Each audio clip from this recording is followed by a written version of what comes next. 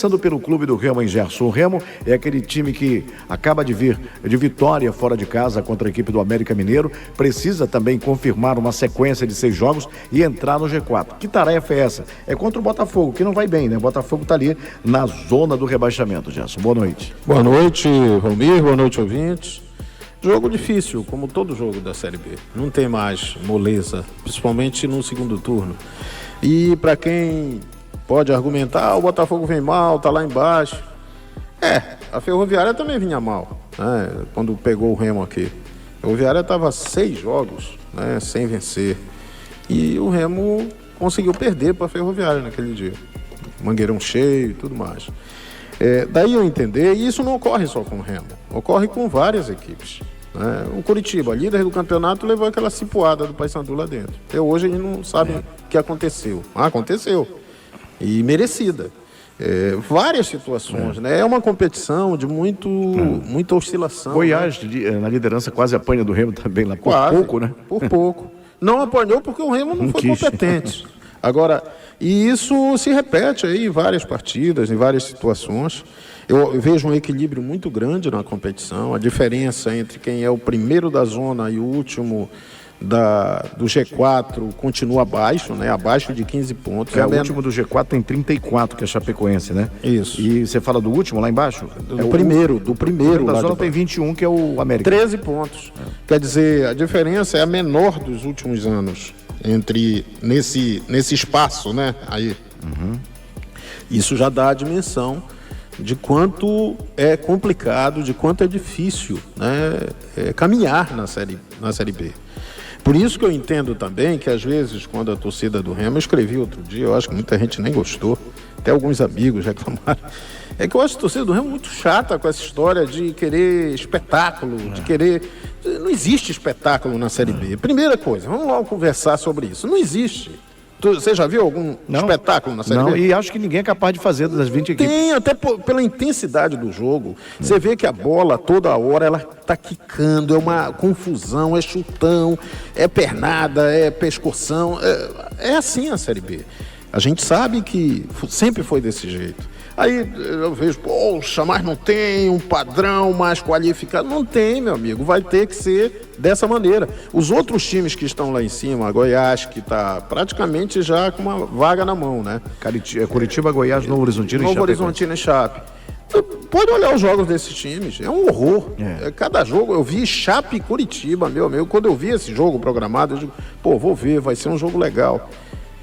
Valmir Rodrigues, o jogo da Tuna com o MAC periga ter sido melhor. Eu vi um bom jogo, eu acho que o Criciúma e Atlético Paranaense foi um bom jogo. O Atlético fez 2-0, né? Sim, muito bom. Esse foi bom jogo. É um jogo de alternância, de busca de gol, mas em geral são equipes muito fechadas, preocupadas primeiro em realmente não tomar um gol e tal.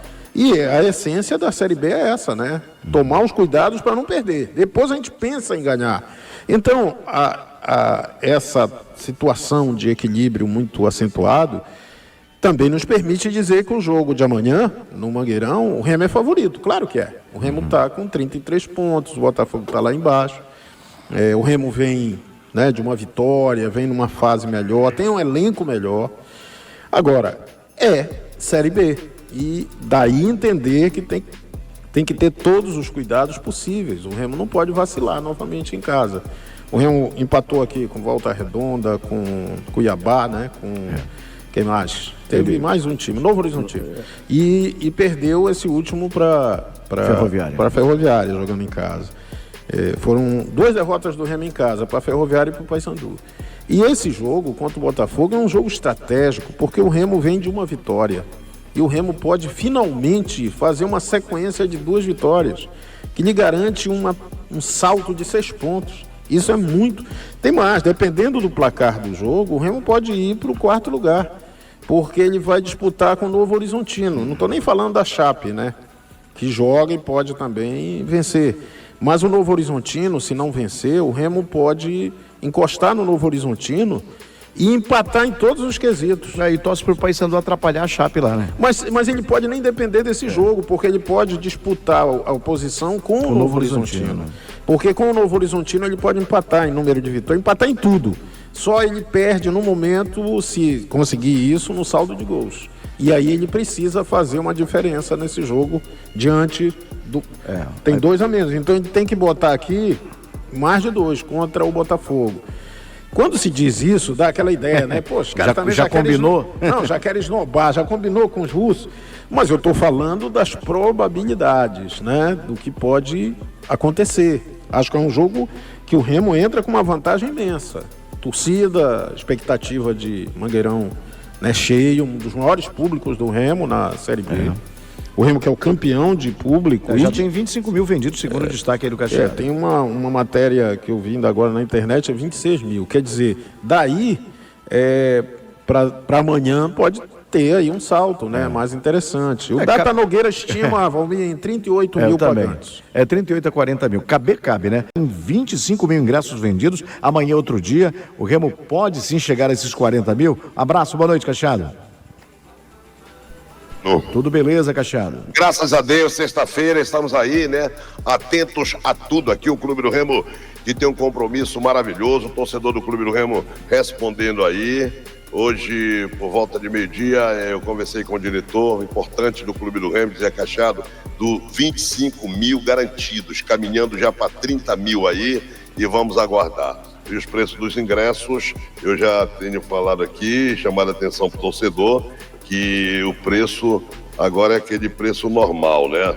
O lado A, 50 arquibancada e 100 a cadeira. O lado B, 40 arquibancada e 80 cadeira. Quer dizer, o Mangueirão tomado pelo Fenômeno Azul, amanhã, 4 da tarde. Termina cedo, torcedor vai, eu tenho certeza, que vai incentivar o Clube do Remo para buscar esta vitória. Buscando a vitória, o Clube do Remo soma 36 pontos e vai torcer por uma combinação de resultado, né, Valmireco? É verdade. Eu conversava, ainda sobre torcida, Gerson, acho importante a gente conversar sobre isso, porque a gente precisa exaltar cada vez mais. Eu conversava com o Benja, né? Como é que é o nome dele? Benjamin Bach. E quando ele esteve aqui no Repar do Campeonato Paraense ainda, ele disse: vocês colocam acima de 30 mil, entre 30 mil e 40 mil, vocês enchem um estádio com um jogo de meio de tabela. Não é jogo de acesso, não é jogo de queda, não é jogo de decisão. Vocês colocam em meio de tabela. É o caso do Remo, está no meio da tabela. E aí, possibilidade de 40 mil espectadores, né? Exato. Então é importante que o torcedor realmente prestigie, né? O dia é o dia adequado, né? Um sábado, à tarde, às vezes se reclama muito dos horários, né? Que caem aqui. Esse tá perfeito. Mas esse está ótimo. Deve estar, se não chover, vai estar muito quente, né? Vai estar bastante quente. Bom, Cachado, bora falar sobre esse time que o Clube do Remo está encaminhando. O trabalho já foi feito, mas o time está pronto, já está encaminhado, Cachado? E Valmir, o técnico, ele fez vários treinamentos aí, né? Hoje pela manhã um treinamento com familiares. Ele relacionou 23 jogadores, 23. São esses aqui: Igor Vinhas, Marcelo Rangel, Natan Santos, Marcelinho, Camutanga, Reinaldo, Klaus, Kaique, Sávio, Alan Rodrigues, Caio Vinícius, Jaderson, Pedro Castro. Olha o Madison, voltou. O Madison não estava numa relação, de repente ele aparece aqui, o Madison, uma relação que eu estava das informações, né, de número de jogadores. Madison volante, Diego Hernandes, o Nico Ferreira, Marrone Regis, Janderson, Pedro Rocha, Matheus Davó, Freitas e PH. São 23 jogadores à disposição. Eu imagino, depois do que o técnico fez, né, todos esses dias treinando, ele deve entrar com esta formação aqui, Valmir. Você sabe que no jogo passado foi o Alan Rodrigues na lateral esquerda. O Sávio teve um mal súbito, mas ele está em condições. Se ele está em condições, o técnico comentou que se ele está em condições, então... O Babiano está entrevistando ele, o Babiano sabe, ele está com problema. Ele tem um problema também no joelho, né? Aí eu estava entrevistando ele e faço e disse: ô Cachado, você está entrevistando o jogador que não vai jogar. Aí o Sábio disse pra mim: ele já está me sacando, Cachado. Ele é muito engraçado, o português, o nosso Antônio Oliveira. A turma da imprensa gosta de brincar com ele.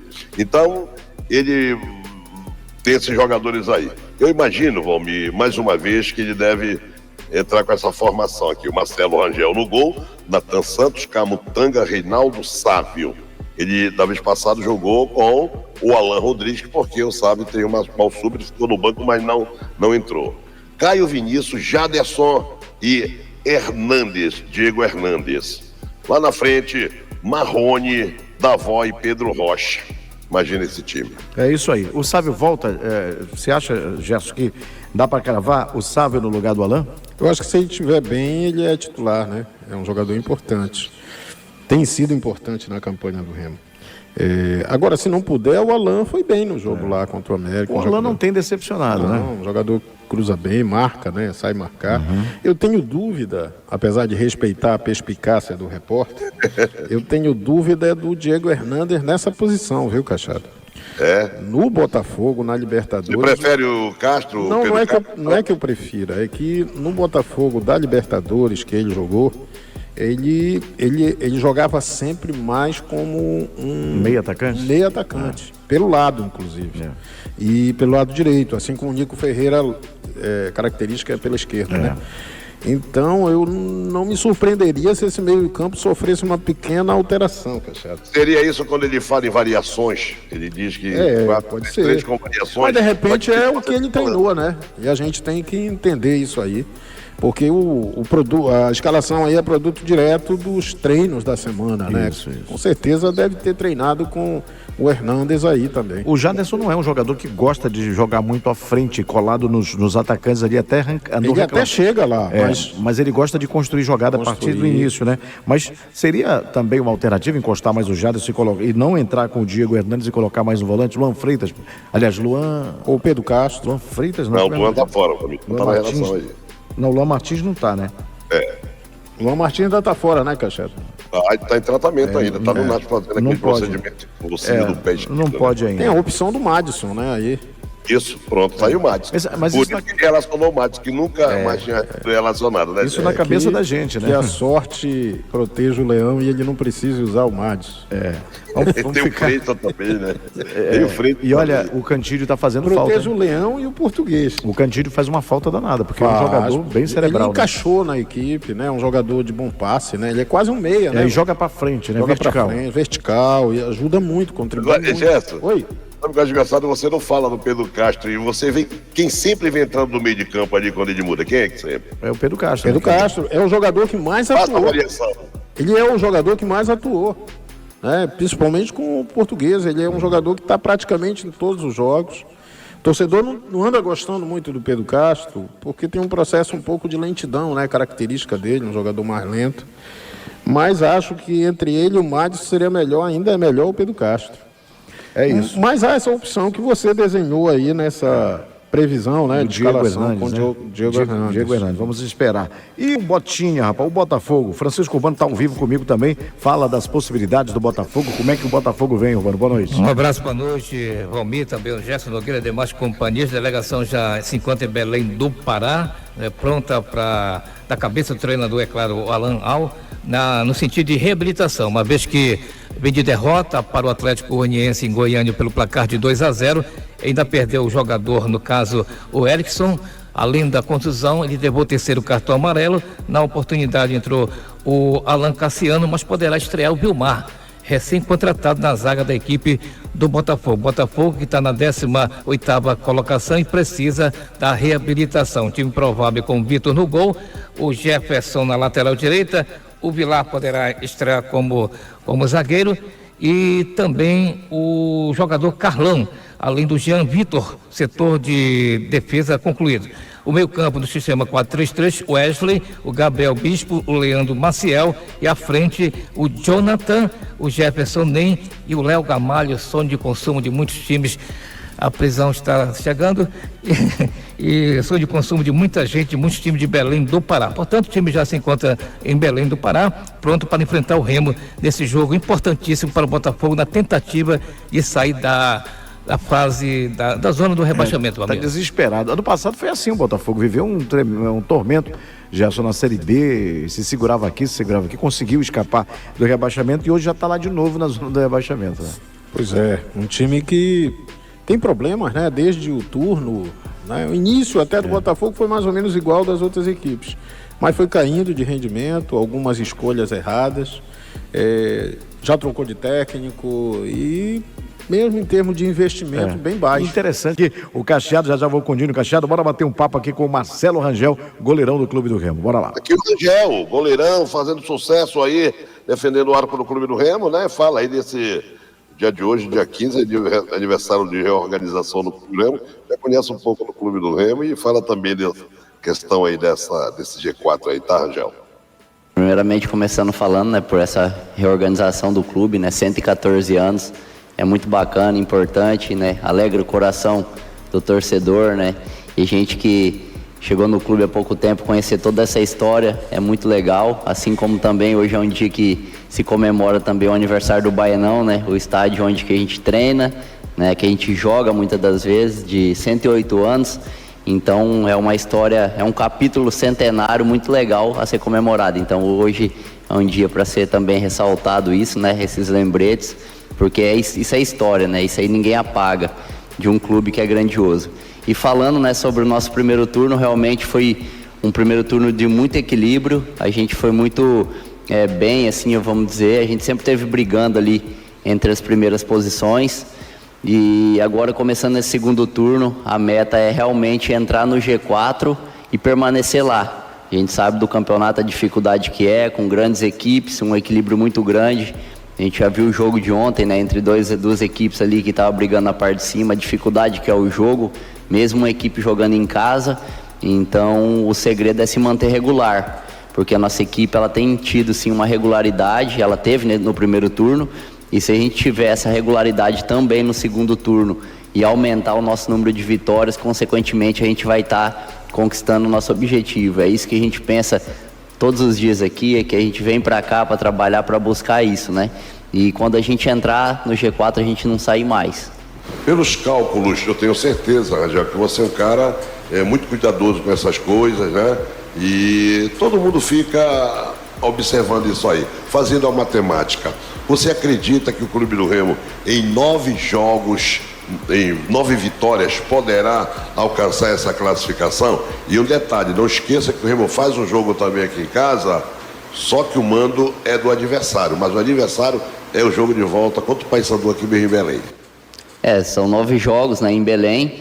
Se você atingir esses 9 jogos aí, né, são 27 pontos, com mais 33 que a gente tem, 60. Então, eu acredito que para uma certeza para a equipe se manter, para conseguir o objetivo, é 64. Né? Um 64, você é certeza que você está na primeira divisão ano que vem. Né? Aí, em cima disso, a gente teria que fazer um percentual ainda maior. Mas também o corte, né, de repente, dependendo das situações, das rodadas, ele pode cair. Eu acredito friamente que esse corte vai ser menor esse ano, porque o primeiro turno, a última equipe do G4, ela terminou com 60 pontos. Eu acredito friamente que vai ser um pouco menos que 64. Mas a gente vai fazer de tudo aí para buscar esse 64, que é um número aí que é uma certeza, né? Na compra do novo Galaxy Z, ganha o dobro de memória e conseguir o nosso objetivo aí, que é 60 pontos. Eu acredito friamente que vai ser um pouco menos que 64, mas a gente vai fazer de tudo aí para buscar esse 64, que é um número aí que é uma certeza, né? E conseguir o nosso objetivo aí. Tá aí o Marcelo Rangel, goleirão do Clube do Remo, confiante na subida aí do Clube do Remo.